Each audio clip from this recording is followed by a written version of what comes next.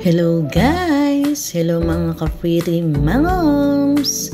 Ito nga pala ang ganap ngayong rest day ko. At ayan nga, tamad pa akong bumangon dyan guys. 10 AM na nga pala niyan. Pagising-gising din kasi ako sa madaling araw.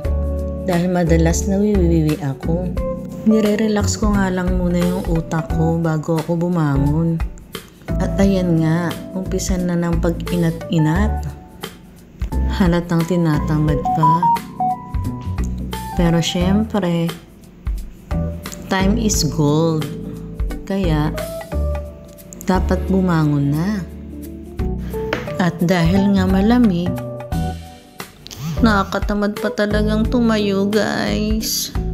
Porda taklob talaga ng comforter. Provide nga pala ng employer namin yan.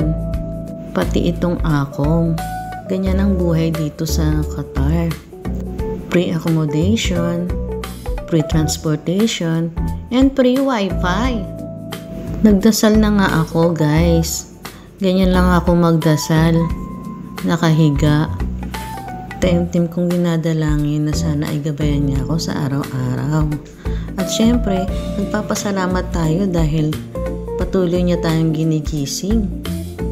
Ang magising ka araw-araw ay isang malaking blessings guys. At syempre pinagdarasal ko rin yung mga mahal ko sa buhay sa Pinas. Lalong-lalo na ang aking mga anak at ang aking nanay na ngayon ay may sakit. Dasal lang talaga ang tanging sandigan naming mga OFW dito guys. Sa tuwing pinanghihinaan ako at feeling ko down na ako, si Lord lang talaga yung kinakausap ko. Siyempre, nagpapalakas ng loob ko. Ayan nga, tuluyan na akong bumangon. At nagligpit ako agad ng aking hinigaan. Ako nga lang pala ngayon mag-isa dito guys. Dahil yung kasama ko kagabi pa umuwi sa kanyang asawa. And since single nga ang ka-pretty nyo, tamang accommodation lang ako. Minsan naman sinasama nila ako tulad nung nakaraang linggo. Pero ngayon, mas minabuti ko nga mag-stay lang dito sa accommodation. Nakakasakit lang kasi guys sa damdamin yung gala. Hindi mo naman mabili yung gusto mo. At ayan nga, feeling sexy na naman ang ka-pretty nyo. Pak, huwag na kayong kumontra. Low carb nga, diba?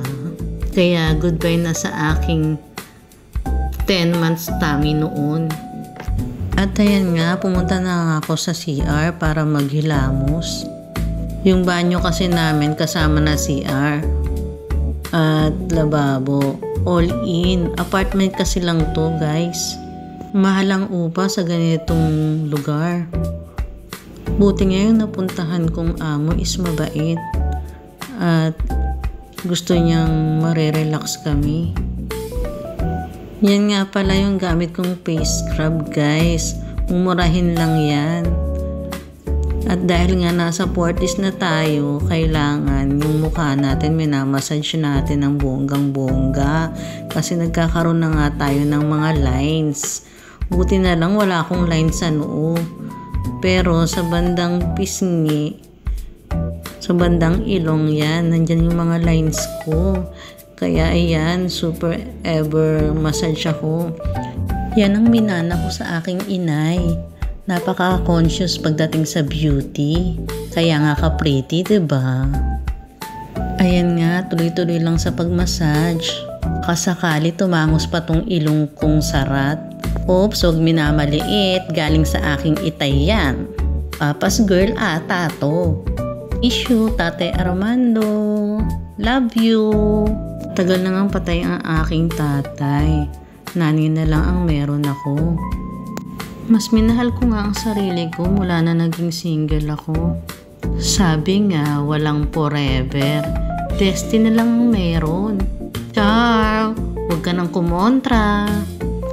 Charot-charot lang, baka sabihin nyo napaka-bitter ko. Porket na broken. Talagang sinubok lang yung love life ko, no? Patapos na nga ako maghilamos dyan, guys. Nais-ayos ko lang yung aking hair kasi ang dami ko ng baby hair. Panay hair pull kasi buhok ko eh. Nakakalagas kasi ng buhok ko yung tubig dito guys. For the punas na nga ng ating peslak. Oh ha? Pa? Hindi pa naman nabura yung mukha ko. Mild lang guys ang pagpunas at baka sumama yung mukha niyo sa tuwalya. Char! At ayan nga, model na naman ang kapriti niyo. Lalabas na nga tayo para mag-umpisa naman maglinis. Since wala nga tayong vacuum dito sa accommodation, yung blower ko na lang ang ginamit ko para mahawi yung mga dumi at alikabok sa sahig. Hindi pa kasi kami nakakabili ng dustpan at walis. Pangatlong employer ko na nga pala ito guys, palipat-lipat ako. Sa kung ano mang dahilan, secret na yon. Char! 7 buwan na nga pala ako dito sa bansang Qatar.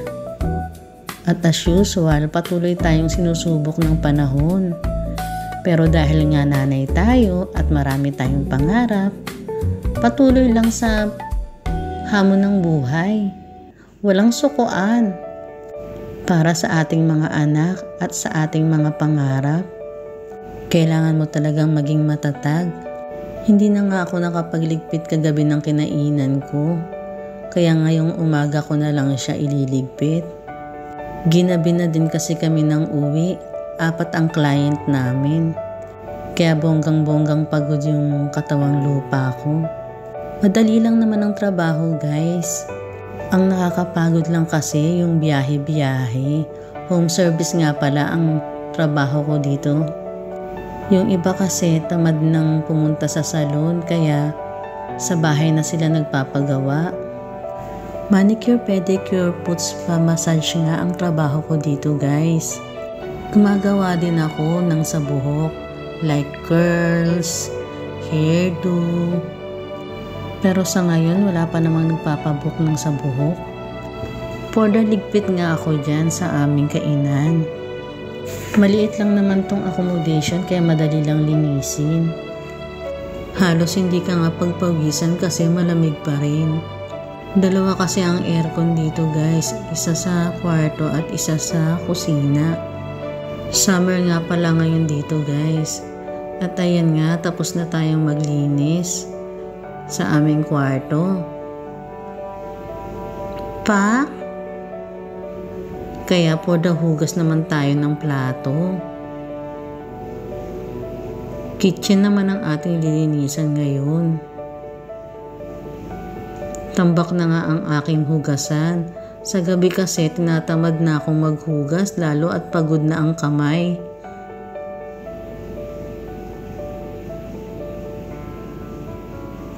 Kamay kasi ang puhunan natin guys, kaya kailangan ingatan natin. Medyo nagka-cramps na rin kasi yung kamay ko. Pangalawang bansa na pala ang Qatar na napuntahan ko. Dati akong sa Saudi. Almost 7 years ako doon. Kaya lang nagka-problema. Kaya heto, nagtry ako dito sa Qatar. Medyo malungkot, pero kailangan kong kayanin para sa mga anak ko. Ako lang kasi yung inaasahan nila. After ko nga maghugas, magpupunas-punas naman tayo dito sa kusina. Hinaluan ko nga pala yan ng disinfectant at panghugas ng plato. Ewan ko ba, ang daming maliliit na ipis dito. Hindi naman kami makalat, araw-araw naman kaming nagwawalis. Siguro nga dahil sa klima din. Sobrang init kasi sa labas guys. Iba yung klima dito. Pag summer, sobrang init. At pag taglamig naman, sobrang lamig. Medyo nalulungkot nga ako dyan guys. Kasi naiisip ko yung nanay kong may sakit. Na sana, kung may ipon lang ako, hindi na ako aalis para alagaan siya. Pero dahil nga may mga estudyante pa ako, kinailangan kong umalis ulit. 5 nga pala ang anak ko guys. Malalaki na sila. Nasanay na din naman sila na wala ako lagi para magtrabaho. May asawa na nga pala ang aking panganay at meron na akong 2 apo. Nagpapasalamat nga ako kasi kahit na laging wala ang mama, super love pa rin nila ako. At hindi sila lumaking walang galang o walang modo. Dumating din sa time na nagrebelde, pero sa awa ng Diyos, nagbago naman sila at patuloy nila akong inunawa kung bakit ako laging wala sa tabi nila. Na ang lahat ng sakripisyo ko ay para rin sa kanila, para sa ikabubuti nila. Naku, heto na naman ako, naging emotional na naman. Tapos ko na ang linisan ng cabinet. Pinunasan ko na nga itong kalan. At balak ko ngang magluto ng nilagang itlog. Kasi merong expire ang itlog dito, guys. Kaysa masira siya, ilalaga ko na. Minsan kasi itlog na lang yung kinakain namin ng kasama ko pagdating namin. Tamad na kami magluto. At syempre nga, ayaw naming tumaba ng sobra kasi nagbubuhat kami. Mahirap kumilos kapag mataba ka. Lilinisan ko na nga rin tong rep at i-defrost ko kasi makapal na yung yelo niya. Almost 3 weeks na din kasi. Maliit nga lang ito kasi maliit lang din tong apartment. Nagsimula na nga akong magwalis. Dito rin kasi sa kusina nakalagay yung mga gamit na dinadala namin sa trabaho. Kaya dapat lagi ring malinis dito. Dito rin kami nag-organize at nagre-refill. Gabi pa lang inaayos na namin yan para kung may booking kinabukasan ay okay na. Bubuhati na lang namin. Mabigat nga yan, guys. 2 box yan. Bali yung isa para sa buhok. Yung isa naman ay para naman sa manicure pedicure. May mga pang-display nga rin kami na siniset up bago kami magsimulang magtrabaho. Bali yun din yung mga nakakabigat. Pero ayos lang naman, carry. Sanay naman tayo sa mabigat na trabaho. Ewan ko ba, mula pa noon, lagi na lang ako napupunta sa mabibigat na trabaho. At bukod pa dun, may mga mapanghusga. Lalo na pagbaguhan ka. Lalong hindi nawawala yan dito sa ibang bansa. Kaya kung mahina-hina ka, talo ka. Kailangan mong lumaban. Kailangan mong i-prove sa kanila na hindi totoo yung mga sinasabi nila sa ibang tao, lalong-lalo na sa amo. Nakakalungkot lang isipin na yung kapwa mo pa ang maglalaglag sa'yo. Yung kapwa mo pa ang magda-down sa'yo. Imbis na i-up ka dahil kapwa Pilipino mo. Minsan, palalabasin pa nila na hindi ka marunong sa trabaho, which is, alam mo naman sa sarili mo na skilled ka at may experience ka na. Pero wala ganun talaga ang buhay. Sabi nga, the more na may nagda-down sa'yo, the more na i-up ka ni Lord. Kaya huwag tayong mawalan ng pag-asa. At ayan na nga, ako ay nag-mop na sa aming kwarto. Ginagawa ko ngang busy ang sarili ko para hindi ko na maisip yung mga problema. At syempre, yung pagkamis ko sa mga mahal ko sa buhay. After ko nga mag-mop sa kwarto, dito naman tayo sa kusina.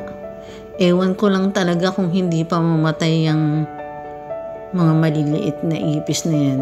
Ang tapang na nilagay kong disinfectant. Dapat nga pati nga mga sulok-sulok talagang linisin para hindi na sila dumami. 2 pa nga lang kami ng aking kasama. Bago lang kasing nag-business yung amo namin. At thanks God dahil nagawa namin ng maayos ang trabaho namin kahit na baguhan kami. Yung unang trabaho ko kasi sa salon lang talaga ako. Hindi ako nag-home service. Actually, yan talaga yung ayaw na ayaw ko, yung gagawa sa labas. Yung magbibit-bit-bit-bit ba? Pero wala tayong magagawa. Yan yung gusto ni Lord na ma-experience ko. Kaya go lang. Nung una halos maiyak ako. Akala ko hindi ko kaya. Pero thanks God kasi pinarealize niya sa akin na may purpose yung pagpunta ko dito sa bansang Qatar. Yung mga ayaw kong gawin noon, yun pa yung naging trabaho ko ngayon. At kaya ko naman pala. Medyo mahina din kasi ang loob ko, guys. Kahit na sinasabi nilang skilled worker ka, huwag kang matatakot. Marating talaga sa time na panghihinaan ka din. Pero pag naiisip mo yung mga anak mo, talagang kakayanin mo yung mga bagay na iniisip mong hindi mo kaya. Heto na naman, naiiyak na naman ako sa lungkot. Oops, tama na ang drama, laban lang. At ayun nga, tinamaan na ako ng gutom. Buti na lang luto na tong mga itlog. Nag-init na nga din ako ng mainit na tubig at sinalin ko nga tong mga itlog sa lagayan. Lalagay ko nga yan dun sa aming lamesa. Para pag nagutom, kakain na lang. Yan nga lang ang aking almusal tanghalian. Yan lang, solve na ako. Dito nga sa ibang bansa, masasanay ka na mag-isa kumain. Yun nga, habang nagkakape, muni-muni, esep-esep, wala namang nag-iisip, char, sumegway na naman. Kain tayo, guys. Sarap. 2 flavor nga pala yan. Isang strawberry at isang mayonnaise. Bigay nga pala ng amo namin yung strawberry jam. Ngayon ko nga lang tinry. Masarap din pala. Nagbalat na nga rin ako ng itlog. Grabe talaga yung gutom ko. Anong oras na din kasi? Tanghali na niyan. Halos nakadalawang itlog nga ako dyan, guys. Iba kasi talaga yung kain ng kanin. Pero dahil nga low carb nga tayo, tiis tayo sa itlog. Mahalin natin ang ating sarili, lalo na ang ating kalusugan. Dahil yan ang puhunan natin sa ating trabaho. Lalo na at meron na akong maintenance, guys. Lahi kasi namin ng high blood. Mild stroke nga ngayon ang aking nanay. Kaya heto, medyo depressed. Pero sabi nga, pagsubok lang yan. Habang buhay, may pag-asa. At kahit nga sinusubok ang buhay ko ngayon, patuloy pa rin akong aasa na matatapos din ang unos. Wala tayong aasahan kundi sarili lang natin. Kaya love yourself, guys! Darating ang araw, ikaw naman ang nasa ibabaw. At pag dumating yun, hindi ako magdadalawang isip na mag-share ng blessings. Lalong-lalo na sa aming church. Guys, hindi ko talaga maiwasang maging emotional, guys. Pasensya na. Idaan na lang natin sa kain ang lahat. Focus lang tayo sa goals. Focus lang tayo sa mga pangarap natin. Walang imposible. Manalig ka lang kay Lord. Alam niyang kayang-kaya ko, kaya binigyan niya ako ng matinding pagsubok. Totoo talaga yung kasabihan na ng taong masayahin, joker, yun pa yung madalas sinasaktan, madalas umiiyak. Pero palihim nga lang. Magaling kaming magkubli ng mga nararamdaman namin. Kasi dinadaan namin sa joke.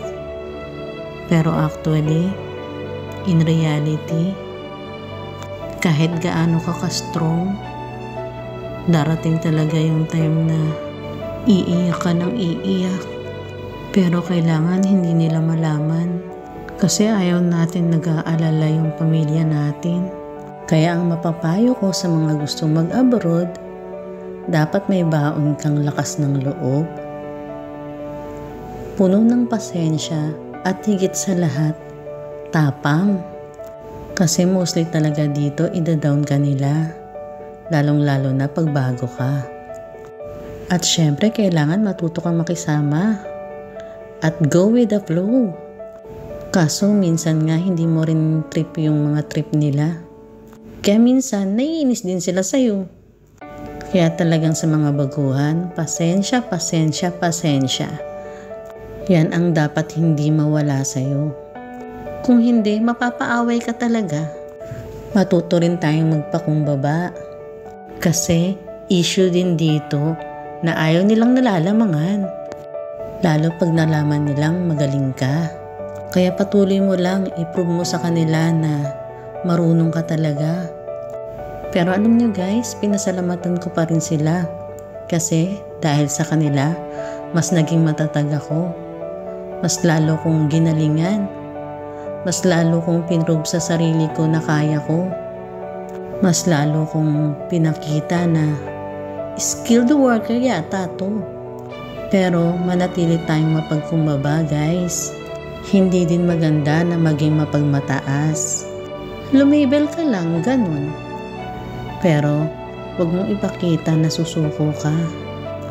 Naku, napasarap yung kain ko. Ayan nga, nakadalawang tinapay na ako. Food is life pa rin kahit mag-isa. Okay lang naman sa akin kumain ng maaga pa. Huwag lang talaga sa gabi. At yun nga lang guys for today's video. Maraming salamat. Ka-Pretty Single Mom. Bye! Mwah! Stay pretty mga ka-pretty!